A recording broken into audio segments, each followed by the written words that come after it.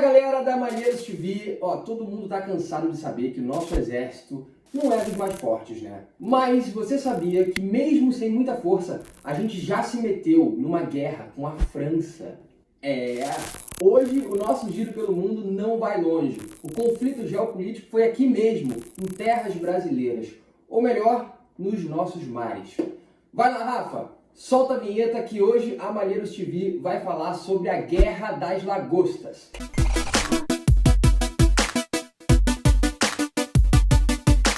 Gente, eu vou ser sincero, eu falei guerra na chamada só para assustar vocês. O nome Guerra das Lagostas, na verdade, foi lançado pela imprensa brasileira, mas o episódio foi muito mais uma grande tensão do que uma guerra mesmo. O importante é saber que o Brasil e a França não chegaram a se atacar, mas foi quase, bem quase. Mas para marcar o bordão desse canal, vamos começar pelo começo. A França e toda a sua culinária internacional utilizam muitos recursos que não são franceses. E para isso, eles precisam buscar em outras regiões do mundo. E esse foi o começo de tudo. Em 1961, alguns navios franceses, que geralmente pescavam na costa africana, principalmente na Mauritânia, atravessaram o Atlântico e começaram a procurar lagostas no Nordeste brasileiro, mais especificamente perto de Pernambuco. Até aí você pode pensar, mas qual é o problema? Pescar ali em Pernambuco? Tudo bem, que criaram uma guerra por isso? Olha, deixa eu te contar um pouco mais dessa história. Não eram uns barcos pequenos que chegaram para pescar, não. Eram grandes operações de captura de lagosta em território brasileiro. E é óbvio que essas lagostas eram importantes para os pescadores pernambucanos. Diante disso, esses pescadores fizeram uma reclamação às forças militares brasileiras. Com o aumento dos navios franceses, a Marinha do Brasil mandou corvetas militares para retirar os navios franceses da costa brasileira. Agora vamos fazer uma pequena reflexão aqui, porque eu estou contando com calma, mas olha só que bizarra essa situação. Os franceses achavam que simplesmente poderiam entrar em águas brasileiras e pegar o que quisessem, sem pagar nada, e tratando o Brasil com um desdém quase colonial. A Marinha analisou a situação e escoltou os navios franceses para fora do litoral brasileiro. Insatisfeitos com essa situação, os pescadores expulsos decidiram chamar também a sua marinha de guerra. A verdade é que esse episódio irritou muito o presidente da França da época, Charles de Gaulle. Ele ficou pistola e ordenou o envio de navios destroyers para o litoral brasileiro, argumentando que precisava defender os seus. Logo, o Brasil viu gigantes navios franceses rondando a nossa costa. E é claro que o exército não podia ficar parado sem fazer nada, vendo essa situação. E nós também mandamos as nossas forças militares para a região, mesmo sabendo que a gente estava em desvantagem contra uma grande potência militar mundial. A FAB, a Força Aérea Brasileira, essa mesma que agora está batendo cabeça com esse governo, os aviões da FAB sobrevoaram corajosamente os navios franceses, enquanto os nossos navios rondavam fazendo a defesa. Agora, imagina essa tensão. Imagina ser um desses militares encarando todo mundo com medo de um conflito a qualquer momento.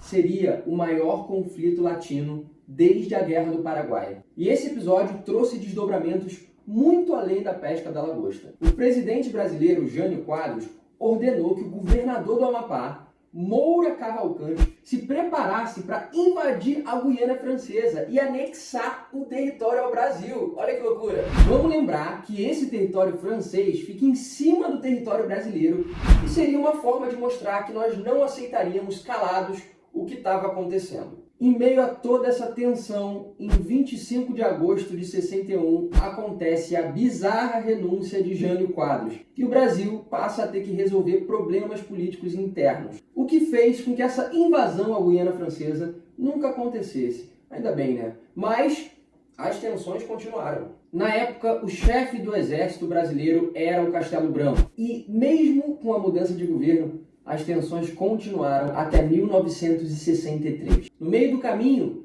para diminuir as tensões, o controverso presidente João Goulart chegou a assinar uma liberação de pesca para os navios franceses. E é óbvio que a galera ficou doida aqui no Brasil, Então, depois de uma chuva de críticas e muita pressão interna, o Brasil retira essa autorização. Na época, o presidente, que ainda era o Charles de Gaulle, chegou a falar que o Brasil não era um país sério. Depois de toda essa confusão e de uma quase guerra no nosso litoral, o Brasil e a França chegaram a um acordo em 1964. Para os franceses, que já estavam travando uma guerra na Argélia, um novo conflito não seria uma boa estratégia, né? Mas mesmo assim, o debate sobre a lagosta continuou, uma discussão para saber se o crustáceo é um patrimônio brasileiro ou simplesmente um recurso livre. As análises da época foram favoráveis ao Brasil. No final, a gente conseguiu chegar a um acordo de um limite de distância onde as águas já seriam consideradas internacionais.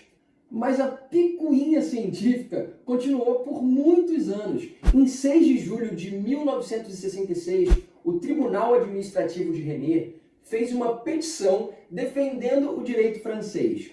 Eles alegavam que as lagostas podem nadar e, por isso, poderiam ser de qualquer parte do oceano.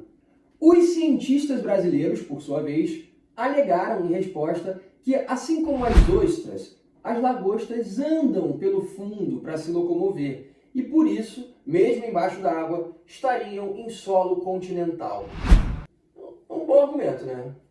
Um bom argumento. Galera, o objetivo desse canal aqui é tentar resumir complexos conflitos geopolíticos em 10 minutos. Mas se você quer saber mais sobre essa história, ela foi contada com maestria no livro A Guerra da Lagosta, de Cláudio da Costa Braga. A versão física é um pouco difícil de achar, mas a versão digital tá aí, facinho, é só você buscar na sua loja favorita. Esse foi o nosso tema de hoje, espero que vocês tenham gostado, espero que vocês estejam gostando desse novo formato de canal. E é isso, galera, até semana que vem. Comentem aí sugestões de tema que a gente está sempre olhando. O da semana passada eu vi nos comentários e estou sempre ligado aí para responder vocês. Valeu!